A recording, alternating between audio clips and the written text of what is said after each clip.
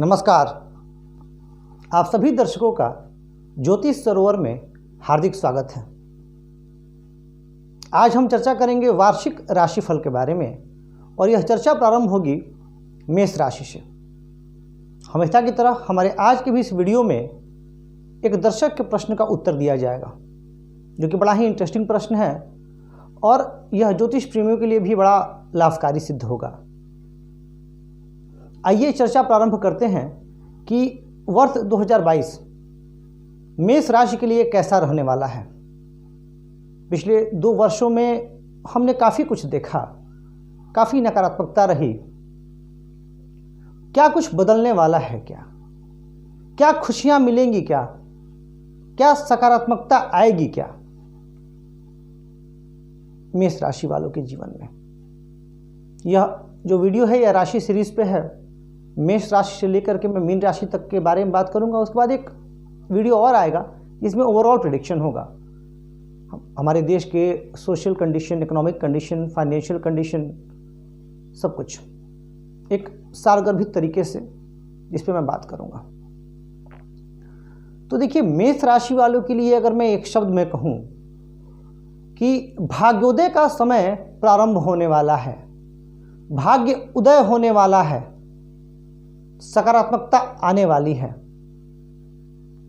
कुछ विशेष बातों का ध्यान रखना होगा आपको, क्योंकि कुछ कमियां भी मैं बताऊंगा आपको वीडियो के अंत में, इसीलिए शुरू से लेकर के अंत तक बने रहिएगा। कहां आपको सुधार की आवश्यकता है, अगर इन चीजों पर थोड़ा सा काबू पा लिया जाए तो जीवन बेहतर होगा। देखिए, मेष राशि वाले व्यक्तियों के लिए जनवरी का जो महीना शुरू हो रहा है, जो वर्ष कुंडली बन रही है जनवरी की, उसमें देवगुरु बृहस्पति लाभ स्थान में है, जो कि मेष राशि के लिए भाग्य स्थान के स्वामी होते हैं। अच्छा, यह जो राशिफल है यह आपके चंद्र राशि पर आधारित है। मैं पुनः बता दूं, चंद्र राशि पर आधारित है।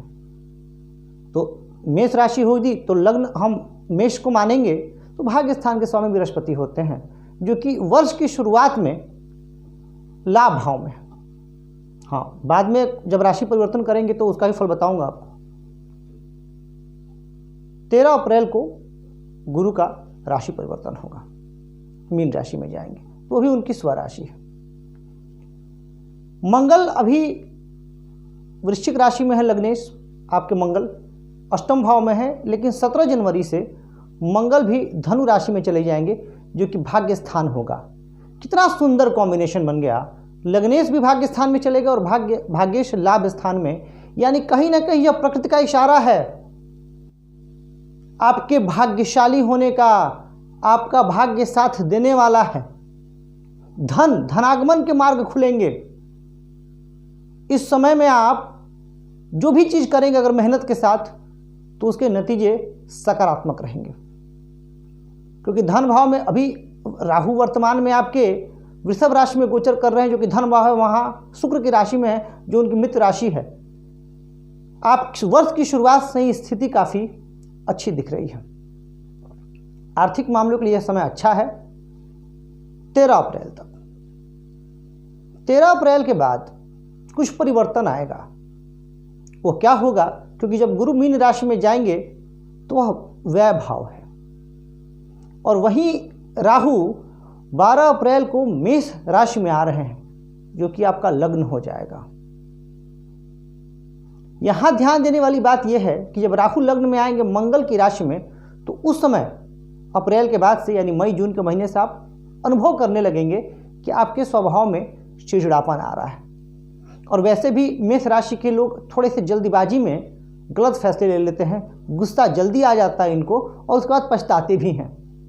दिल के अच्छे लोग होते हैं, स्वाभिमानी होते हैं, कभी कभी इनकी स्पष्ट बोल देने की आदत होती है, जिससे सामने वाले के मन मस्तिष्क पर बुरा प्रभाव पड़ जाता है इनके बारे में। हालांकि ये सत्य कह रहे होते हैं, लेकिन सत्य कड़वा होता है। अब आपके मन में आएगा तो फिर गुरुजी आप क्या कह रहे हैं कि हम सत्य बोलना छोड़ दें? बिल्कुल नहीं, सत्य कहना है, उसको अच्छे तरीके से कहना है। मैं जानता हूं कि आप लोग डिप्लोमेटिक नहीं हो पाते हैं, परंतु परिस्थिति के अनुसार थोड़ा सा खुद को ढालिए, आप बहुत तरक्की करेंगे। जब गुरु मीन राशि में चले जाएंगे तो लाभ होगा। देखिए, 12वां भाव में जाने का अर्थ यह कतई नहीं हुआ है कि आपको नुकसान होगा, थोड़ा सा चेंजेस आएंगे, जैसे कि आपका व्यय बढ़ जाएगा, मेहनत आपको ज़्यादा करनी पड़ेगी। लेकिन जो गुरु की पंचम दृष्टि होगी चतुर्थ भाव में, वह दृष्टि आपके भूमि भवन या वाहन में निवेश के लिए अच्छा होगा। इसमें योग बनेगा कि आप कहीं निवेश कर पाएँ, जमीन खरीद लें या प्रॉपर्टी खरीदें, मकान के योग आपके बनते हुए दिख रहे हैं, तो ये एक अच्छा योग है। क्योंकि चतुर्थ भाव शिक्षा का भी भाव है, तो विद्यार्थियों के लिए यह समय बड़ा अनुकूल सिद्ध होने वाला है। इस समय अगर कोई विद्यार्थी कॉम्पिटिटिव एग्जामिनेशंस की तैयारी कर रहे हैं तो उनके लिए भी यह समय बड़ा अच्छा साबित होने वाला है और वो इसमें सफलता प्राप्त करेंगे। क्योंकि वर्ष के प्रारंभ में शनि दशम भाव में स्थित हैं, मकर राशि में, और शनि काल पुरुष की कुंडली में शनि को दशम भाव और एकादश भाव दिया गया है। मकर राशि शनि की स्वराशि है, तो मेहनत आपको खूब करना होगा, मेहनत से पीछे मत हटिएगा, सफलता आपकी कदम चूमेगी। अब जरा बात कर लेते हैं हम वैवाहिक जीवन के बारे में। मेष राशि वालों का वैवाहिक जीवन कैसा रहने वाला है? तो देखिए, वैवाहिक जीवन में इस वर्ष मेष राशि वाले व्यक्तियों को थोड़ा सा उतार चढ़ाव देखना पड़ सकता है। इसके पीछे कारण ये है कि शनि की दृष्टि सप्तम भाव में वर्ष के आरंभ से ही लगी हुई है, शनि की दशम दृष्टि, और ये सप्तम भाव में शनि की दृष्टि प्रेम संबंधों में खटास उत्पन्न करेगी। हो सकता है जो लोग लंबे समय से किसी रिलेशनशिप में हो उनका ब्रेकअप भी हो जाए, या कुछ लोग ऐसे भी हो सकते हैं जिनके कोर्ट केसेस चल रहे हों। तो जिनके कोर्ट केसेस चल रहे हैं उनके लिए कुछ ना कुछ डिसीजन आ सकता है, पर मेरी सलाह यह है कि बैठिए, बात कीजिए, सामंजस्य स्थापित करने की कोशिश कीजिए, घर को टूटने से बचाइए।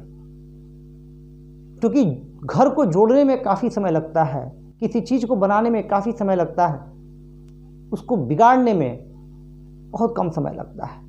कितना मुश्किल होता है किसी घर को बनाना या किसी भी चीज़ को कंस्ट्रक्टिव वे में ले जाना, तो कंस्ट्रक्टिव बनना है। तो शनि के इस पीड़ा से बचने के लिए आप भगवान शिव की शरण में जा सकते हैं, हनुमान जी की पूजा कीजिए, आपको लाभ मिलेगा। अगर जो लोग नौकरी में हैं और प्रमोशन की इच्छा रख रहे हैं कि हमारा प्रमोशन हो जाए, तो उनके लिए भी एक अच्छी खबर है। आपके वर्क को रिकॉग्नाइज किया जाएगा प्रोफेशनल फ्रंट पे, और हो सके तो आपको इस पूरे 2022 के मध्य में, यानी जुलाई अगस्त के आसपास आपको प्रमोशन भी मिलता हुआ दिख रहा है, यदि आप पूरी लगन से अपनी काम कर रहे हैं तो। इसके अतिरिक्त यदि मैं बात करूं, वो लोग जो विदेश जाना चाहते हैं या विदेश में सेटल होना चाहते हैं, उनके लिए भी अच्छा समय है। क्योंकि मीन राशि में गुरु का द्वादश में जाना आपके विदेश जाने का भी मार्ग प्रशस्त करेगा। क्योंकि जब भाग्य स्थान का संबंध बनता है द्वादश से और आपके गुरु भाग्येश हो रहे हैं, तो विदेश जाकर के भी आप अपना कोई कार्य शुरू कर सकते हैं। जो छात्र रिसर्च में हैं, जैसे PhD वगैरह कर रहे हैं, उनके लिए भी यह समय काफ़ी अनुकूल सिद्ध होने वाला है। हाँ, व्यवसायिक वर्ग के लिए जो लोग बिजनेस में हैं, उनके लिए यह समय थोड़ा सा कठिन होगा, और आपको पार्टनरशिप में काम करने से पहले सोचना चाहिए, या यदि आप पूर्व से ही पार्टनरशिप में काम कर रहे हैं तो काफ़ी सजग रहिएगा, सतर्क रहिएगा और सावधान रहिएगा। तो अगर मैं देखिए, इसके बाद मासिक राशिफल भी आपका आएगा ही। तो यदि मैं पूरे वर्ष को एक सारगर्भित संक्षिप्त निचोड़ में कहूँ तो दो चीज़ें होने की प्रबल संभावना दिख रही है। एक तो आपका भाग्योदय, जो भी आप चाहते हैं कि इस दिशा में आपका भाग्य उदय हो या इस क्षेत्र में आपका भाग्य उदय हो, उसकी प्रबल संभावना है। दूसरी, धनागमन के आपके कई मार्ग खुलेंगे, लेकिन अप्रैल के बाद चूंकि व्यय भाव में गुरु बलशाली हो रहे हैं, तो आपका धन व्यय भी होगा। और रिलेशनशिप्स को लेकर मैंने बता ही दिया। अब एक प्रश्न को ले लेते हैं और उसके बाद मैं कुछ टिप्स दूंगा मेष राशि वाले व्यक्तियों के लिए कि कैसे इस समय को और बेहतर बनाया जा सके और अनुकूल बनाया जा सके। देखिए, प्रश्न है मोहन जी का, और मोहन जी ने पूछा है कि क्या एकादश भाव में सूर्य बुध की युति में ये माणिक्य धारण कर सकते हैं। और इन्होंने एक प्रश्न और भी पूछ लिया है इसमें कि सूर्य, ऐसा इन्होंने कई विद्वानों से सुना है कि जब सूर्य 11 डिग्री के हैं तो उतना शुभ फल नहीं देते और मैं रत्न धारण कर सकता हूँ। देखिए, आपने जो सुना है ठीक सुना है, क्योंकि सूर्य तुला राशि में 10 अंश में परम नीच के होते हैं। तो जब परम नीच के होते हैं तो जाहिर सी बात है कि वो बलहीन है, अपना अच्छा फल नहीं दे पा रहे हैं। लेकिन जैसे उस अंश से बाहर निकलते हैं उनमें धीरे धीरे शुभता आने लगती है, परंतु वो नीच के तो रहते ही हैं। धनु लग्न की आपकी जन्म कुंडली है और धनु लग्न में सूर्य होते हैं भाग्येश। तो इस भाग्येश है तो निसंदेह आप माणिक्य धारण कर सकते हैं और माणिक्य धारण करके आप अपने भाग्य को जगा सकते हैं। सूर्य को आप थोड़ा सा बल दे सकते हैं, कुछ इंटेंसिटी आ जाएगी उसमें, सूर्य में आ जाएगी। लेकिन साथ ही में एक सलाह आपको और भी दूंगा कि रत्न धारण के साथ साथ आप भगवान सूर्य के शरण में जाइए, उनके मंत्र जपिए, आदित्य हृदय स्तोत्र का पाठ कीजिए, जितना भी आपसे बन सके। सुबह जल्दी उठें तो आप और जल्दी पॉजिटिव रिजल्ट्स की तरफ आएंगे। अब बात करते हैं मेष राशि वाले व्यक्तियों को किन किन बातों का ध्यान रखना है। तो देखिए, सबसे पहले आपको गुस्सा बहुत आता है, बड़ा जल्दी आता है, गुस्से पे काबू रखना है। वर्ष के प्रारंभ में राहु का जो गोचर है आपके दूसरे भाव में है, धन भाव, जिसे हम वाणी भाव भी बोलते हैं। अपनी वाणी को संयमित रखिएगा, संतुलित रखिएगा, क्योंकि कई बार आप अपनी वाणी की वजह से मुसीबत में आ जाते हैं, इसको अन्यथा नहीं लेना। तो हो सके तो संबंधों को अच्छा मित्रों से बनाए रखें और वाणी कर्कश ना हो। जो तीसरा आपको ध्यान रखना है कि प्रोफेशनल फ्रंट पे आपको विशेष सजग रहना है, क्योंकि यह दौर अब आपका उन्नति का शुरू हो रहा है। और जब उन्नति का दौर शुरू होता है तो स्वाभाविक सी बात है कि कुछ अवरोध आते हैं, चाहे वो आपके मित्रों के माध्यम से आए, आपके ऑफिस में आपके कलीग के माध्यम से आए, आपके उच्च पदाधिकारियों के माध्यम से, या आपसे नीचे जो काम कर रहे हैं उनके माध्यम से आए, पर आएगा जरूर, ये तय है। सिचुएशन को काफ़ी कूल होकर हैंडल करना है। जहां एग्रेशन आया वहां समझिए कि आपका मामला गड़बड़ हो जाएगा। इस बात का आपको विशेष ध्यान रखना है। इस समय को और बेहतर बनाने के लिए आप भगवान विष्णु और हनुमान जी की शरण में चले जाइए। विष्णु सहस्त्रनाम का पाठ कीजिए, हनुमान चालीसा का पाठ कीजिए, हनुमानाष्टक का पाठ कीजिए और वर्ष अभी से ही प्रारंभ कीजिए। मैं तो कहूँगा कि अगले साल का इंतजार भी ना करें, कल से ही प्रारंभ कर दें। शुभस्य शीघ्रम। फिर आप देखिए, और लगातार इसको कुछ दिनों तक कीजिए, फिर आप देखिए आपके अंदर कितने सकारात्मक परिवर्तन आ रहे हैं, कितना सकारात्मक बदलाव आ रहा है।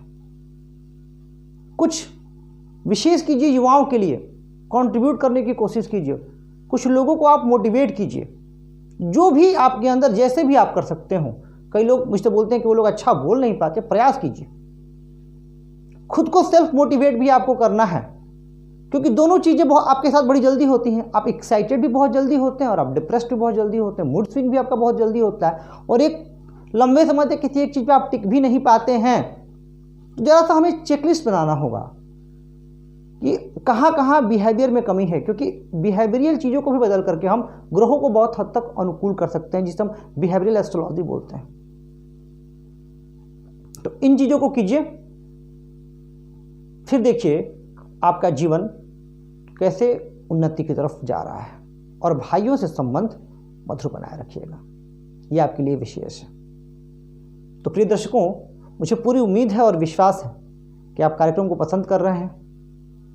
आपके सुझाव यदि कोई हो कार्यक्रम से संबंधित तो भी आप भेज सकते हैं। यदि आपके मन में कोई प्रश्न है, जैसे मोहन जी का प्रश्न मैंने लिया, आपके मन में भी कोई प्रश्न है ज्योतिष से संबंधित, तो निसंदेह आप पूछ सकते हैं, उसका भी जवाब दिया जाएगा। चैनल को लाइक, सब्सक्राइब और शेयर करके मैं अपना प्यार और स्नेह देते रहें। आज के लिए बस इतना ही। धन्यवाद।